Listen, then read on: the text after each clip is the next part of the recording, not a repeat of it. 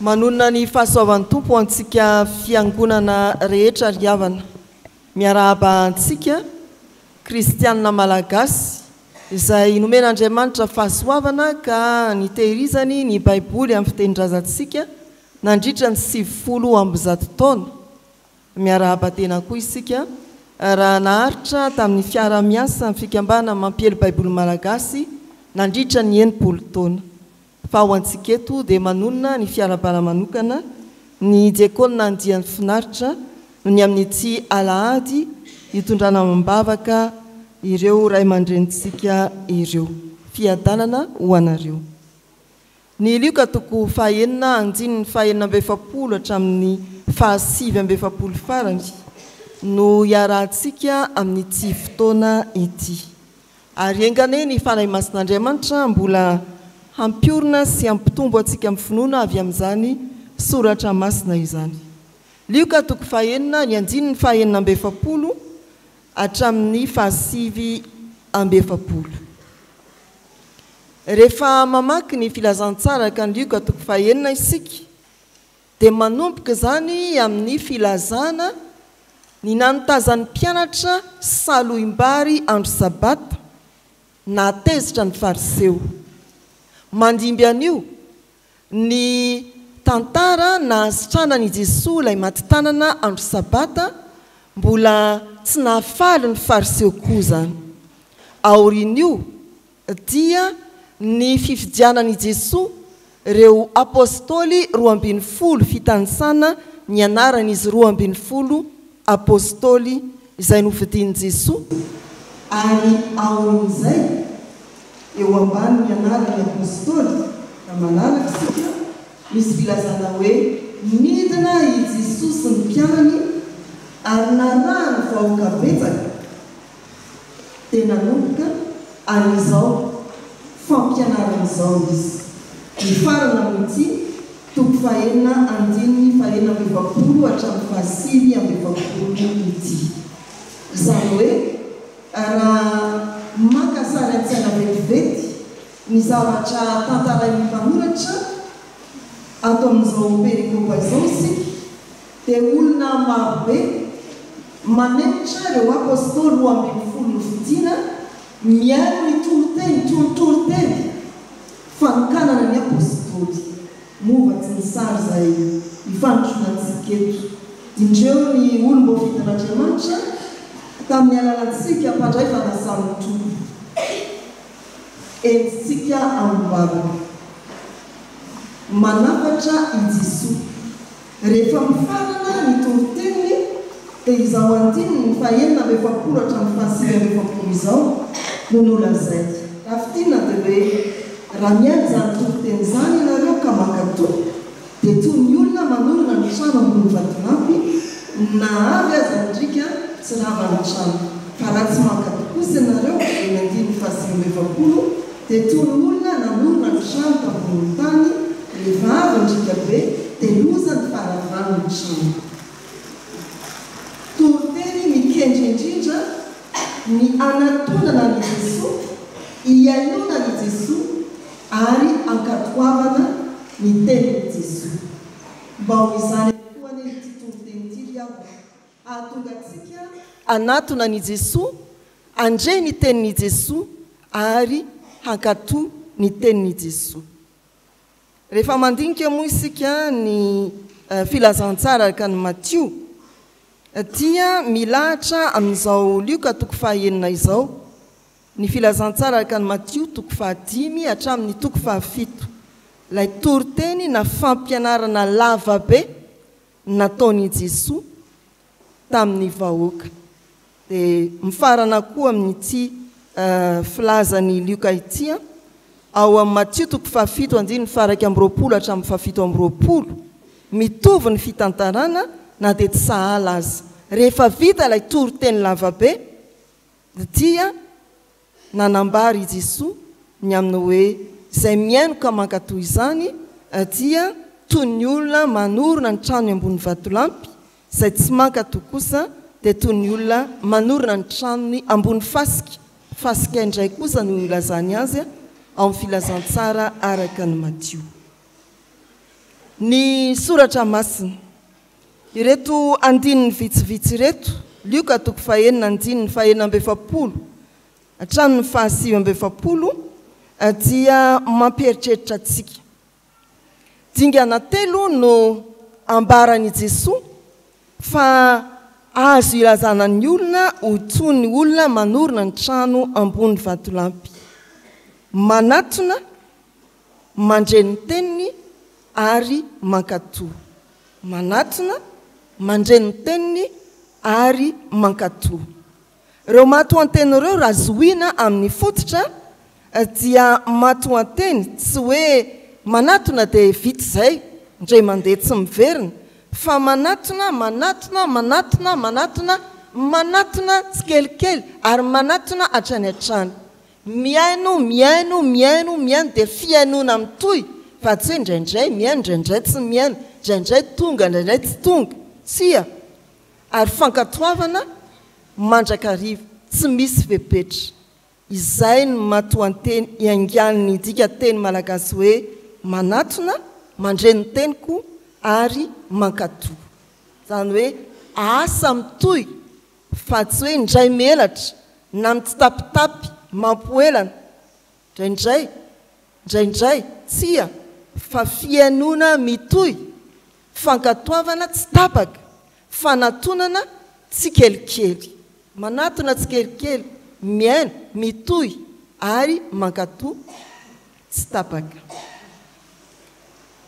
Manorina ny tranony ambony vatolampy izay manatona, mandreny teny ka mankatoa.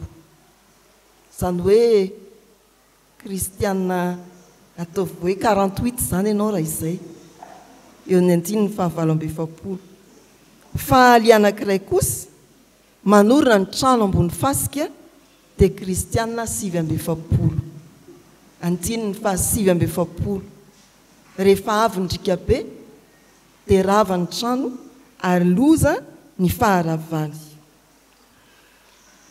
Vatolampy, Satany no manorenanao ny tranonao.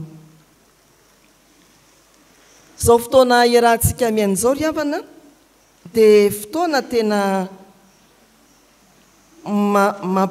mampiparika ny tenin'Andriamanitra. Azontsika zany aty amin'ny fiaraha-mivavaka toy izao, azontsika sitrahany zany any amin'ny hainao manjery samihafa. Tonga eo ambany masika zany amin'ny alalan'ny tambajotra izay efa saika manenika ny olona rehetra. Raha ianao amin'ity alahady ity ndia hitetiny fahita lavitra samihafa dia mahita be dia be ianao raha vao maraina ny andro, mandra-paharivan'ny andro koa amin'ny alina aza mbola misy ihany zany. Raha ianao tsy hiala mihitsy manoloana ny finday ianao fa anaraka na hitady texte momba ny fivavahana, toriteny milazany amin'ny Kristy na antsary na antsoratra dia tsy laninao naliny zany. Indraindray dia azo mpaka-panahina ny mpanolotra ny reny fampianarany reny na isika mpanaraka any amin'ny tambajotra mieritreritra hoe firy ny jery an'ilay izy ary firy ny nanao j'aime. Tsy tokony hivakiana loza. Ny tsy maintsy ampieritreritra antsika dia ny hoe amin'ireo izay mijery anarivony na anjatony na ampolony, amin'ireo izay nanaraka ka nilaza fa nankafiana nanao j'aime, firy amin'ireny nankatoa. Tsy hitanao ao anatin'ny marika kely zany hoe za dia nankatoa. Andriamanitra no mahafantatra an'izany.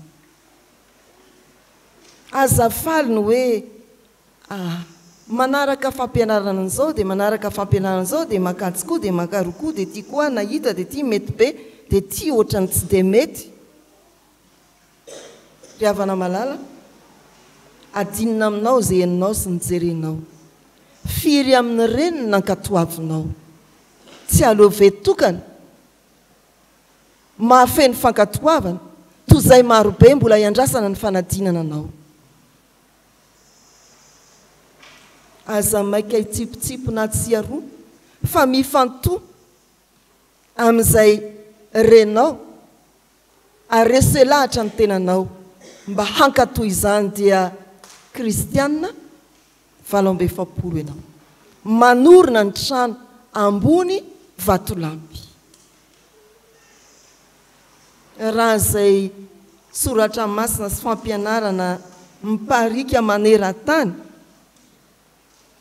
no atao hoe nankatoaviny izay nanaraka azy ireny efa lanitra ny tany hoy ny mpanakanto mahafinaritra fotsiny mijery sy manaraka aza neka niendriky ny oleo amin'ny le sary koa ny tadiavinao hojery ohatran'izy indray mpisehony androany ny akanjo sy ny sisa riavana malala rehetra amin'ny tompo ity ny fanontaniana ampandinian-tenantsika ho antsika loolona sy dekona ho antsika mpiandry ho antsika vahoaka an'Andriamanitra inona no ataoko amin'ny tenin'Andriamanitra efa henoko ankatovy aho inona no ataoko amin'ny tenin'Andriamanitra efa norenesiko hankatovy aho ny faharoa inona ny vokatry ny fankatoavana ny vokatry ny fankatoavana eo amin'ny 9:7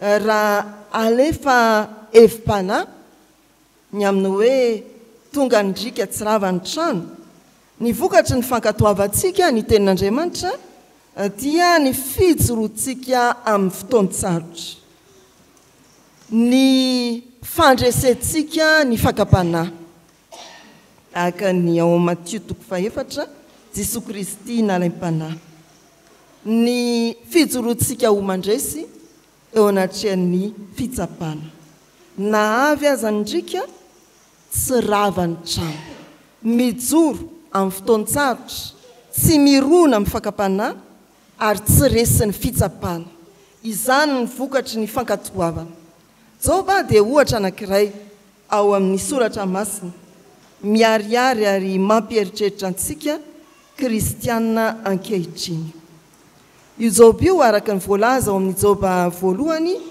9:1-5 dia mpanapitrisa eo mpamaranana moa dia hoy ny mpanoratra hoe tsy misy olona nanana otra azy amin'ny zanaky ny taditsinanana raha vola betsaka ny fananany raha ondry amanosy omby sy ny biby fiompy rehetra mifanisy samy fanandrina amin'izay mety ho manana izy eo amin'ny 9:1-5 ihany tsy hoe manan-karena amin'ny ara-nofo ihany Joba fa manan-karena ampanakoa izy vitany ny mivavaka isanandro ka manatitra fanatitra mba ifonana ho an'ireo zanany hoy ny soratra masina hoe ndrao nanoty izy ireo izany hoe tsy olona nanan-karena ara-materialy ihany ka mpanapitrisa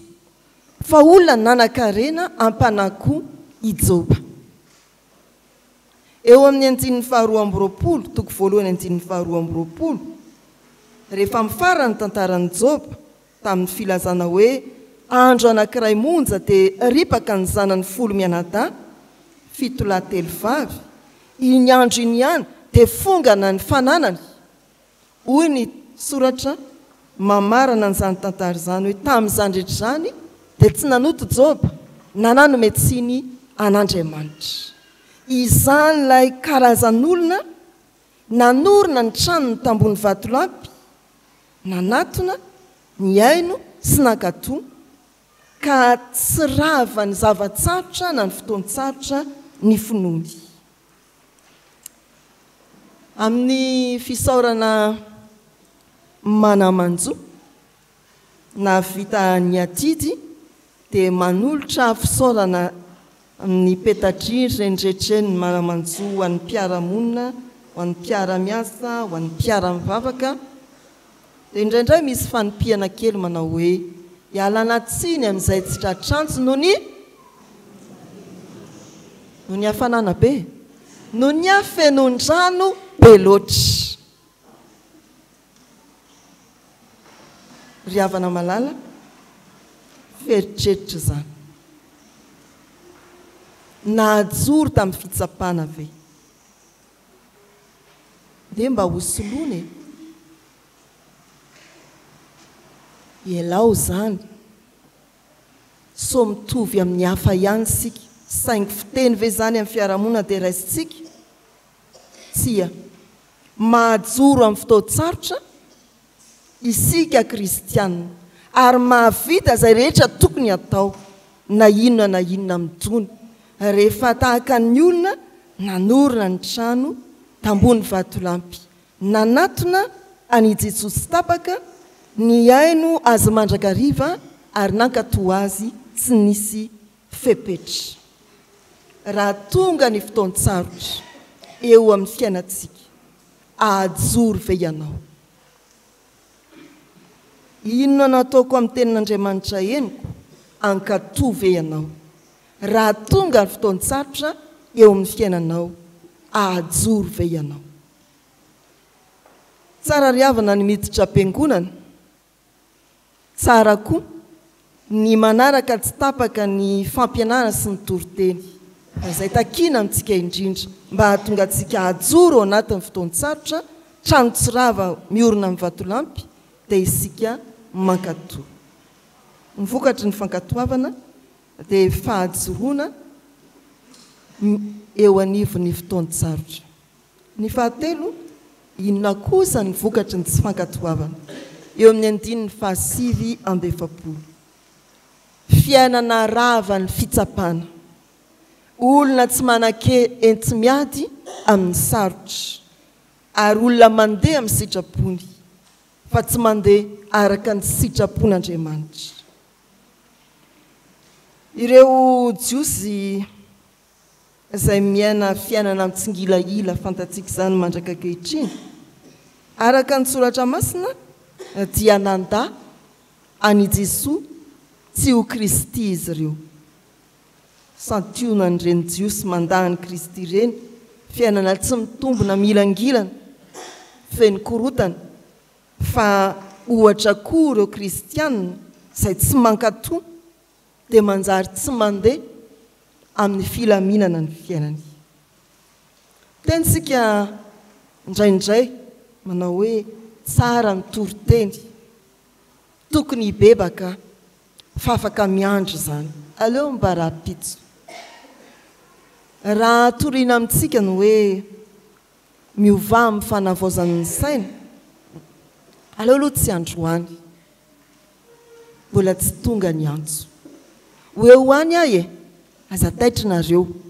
Ry havana malala efa endriky ny tsy fankatoavana zany fampiandrasana ny sitrapon'Andriamanitra ary fisalovananao amin'ny sitraponao izay ankasitrahan'Andriamanitra. Misy tenin'Andriamanitra eninao ve fa mbola tsy nekenao na nandresy lahatra anao nankatoavinao sa hoy izany mahatonga ny fiainanao mora rava rehefa tojo fitsapana, sao izany mahatonga ny fononao irefarefa rehefa tonga ny sarotra. Fa marana ry havana dia ny hoe ny 700 taona sy ny 90 taonany izay ankalazantsika an'Andriamanitra, 700 taona ny Baiboly malagasy, 80 taona nanapariana ny Baiboly, ny fikambana mampely Baiboly malagasy, mandray mamoa.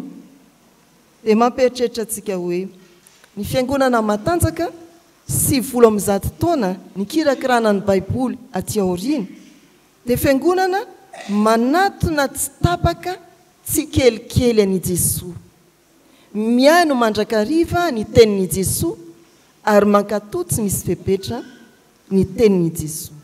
Fiangonana matanjaka tsy ny hoe fiangonana mahavidy Baiboly be dia be atao inony rehefa tsy hovakiana ary indrindra tsy ho ankatoavina, fa ny fiangonana matanjaka dia fiangonana manatona an'i Jesosy lalandava, mamaky soratra masina mandrakariva ary mankatoany Jesosy tsy misy fepetra. Ny dekona manana an'izany finiavana izany dia hitarika ny fiangonana mba hanana izany koa. Amin'izany dia samy ho voavonjy isika satria tsy mihaino fotsiny ny tenin'Andriamanitra fa tena mankatoa indrindra koa. Fiangonana matanjaka dia manana dekona manatona any Jesosy lalandava, mamaky soratra masina mandrakariva ary dekona mankatoa ny tenin'ny Tompo. Izay manatsofina enti miaino aoka izy iay. Amen.